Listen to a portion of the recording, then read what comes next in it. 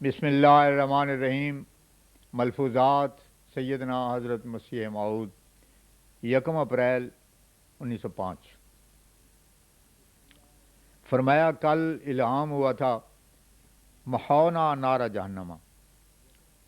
اللہ تعالیٰ کے کلام میں یہ عجیب بات ہوتی ہے کہ بعض اوقات صرفی ناوی ایسی ترکیب پر اعتراض کر اٹھتے ہیں مگر اللہ تعالیٰ ان کے ماتحت تو نہیں ہے۔ تعاون کو بھی نار جہنم کہا ہے۔ پہلی بھی ایک الہام ہوا تھا یاتی اعلیٰ جہنم زمان لیس فیہا احد۔ اس کے بعد آپ نے نماز ظہر جماعت کے ساتھ معمول کے موافق ادا کی اور تشریف لے گئے۔ 3 اپریل 1905۔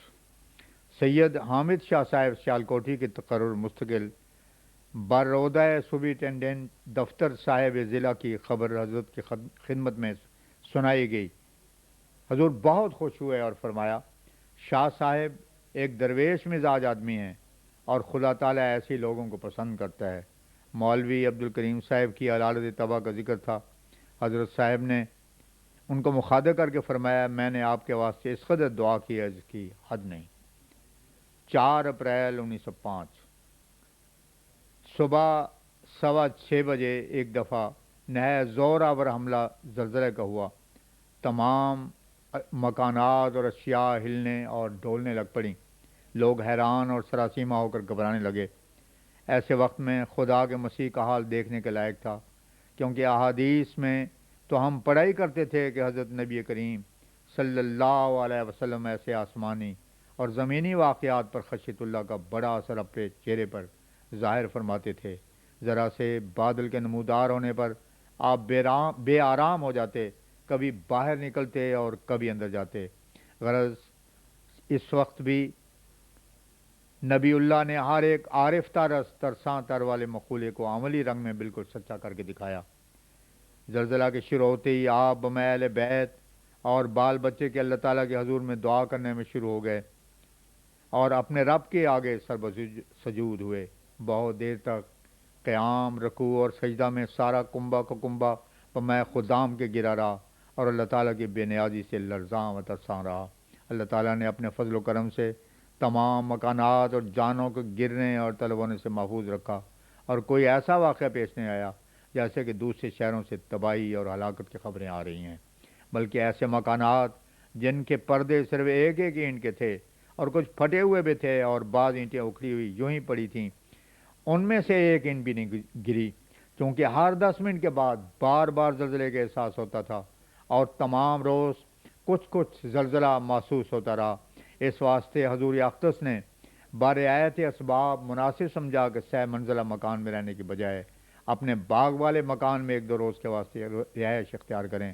اگرچہ اس موقع پر کچھ خوف ہم سب کو دیکھنا پڑا ہے، تاہم دراصل اس پاک مسیح کے قدموں کے طفیل کوئی امر ہمارے واسطے فائدہ سے خالی نہیں۔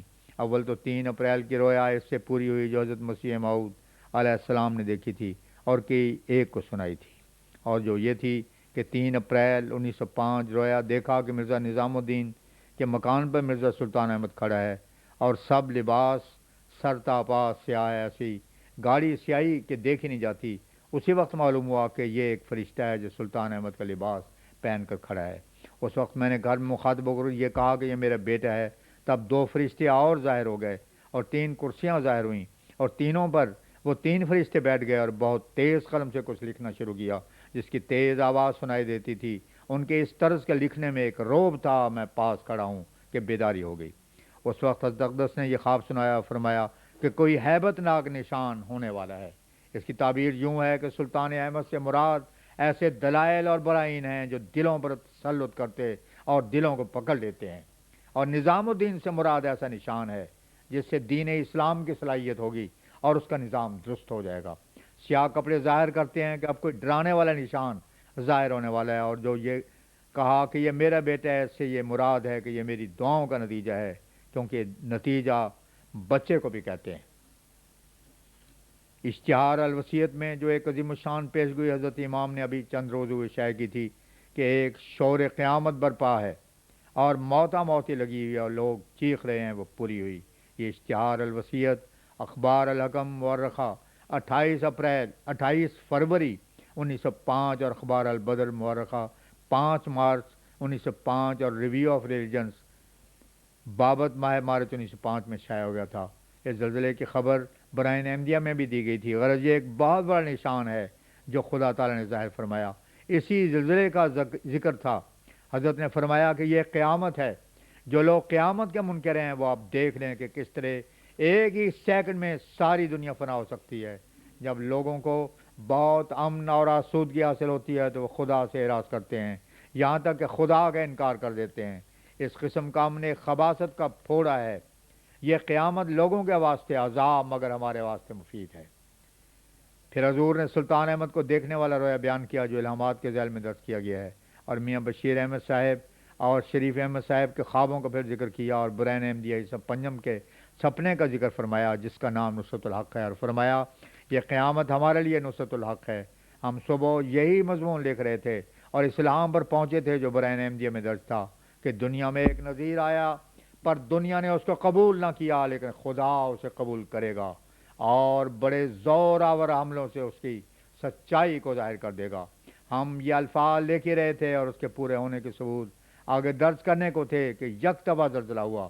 یہ ایک زور آور حملہ ہے اور پیش گوئی میں حملوں کا لفظ موجود ہے جو عربی میں 3 پر اطلاق پاتا ہے۔ اس واسطے خوف ہے کہ طاعون اور زلزلے کے سوائے خدا جانے تیسرا حملہ کون سا ہے جو ہماری سچائی کے ثبوت کے واسطے خدا تعالیٰ نے ظاہر فرمانا ہے، اور ابھی خدا جانے کیا ہے باہر سے خبریں آئیں گی تو معلوم ہوگا کہ کس قدر تباہی ہوئی ہے۔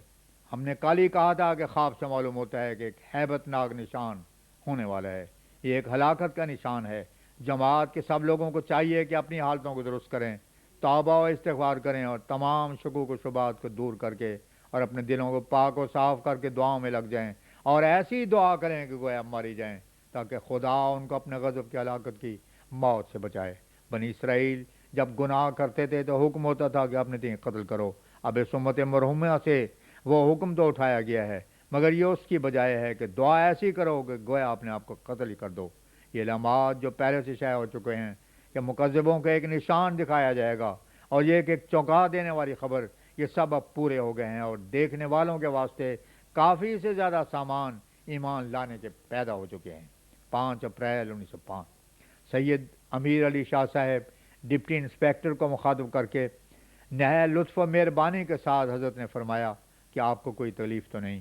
انہوں نے عرض کیا کہ حضور کے قدموں میں حاضری نصیب ہو تو پھر تکلیف کس بات کی؟ یہاں تو جو ہو سب راحت ہی راحت ہے۔ حضرت نے فرمایا ہاں رحمت الہی کے دن ہیں، گو دوسروں کے واسطے عذاب کے دن ہیں، مگر ہمارے واسطے نصرت الحق کے ایام ہیں۔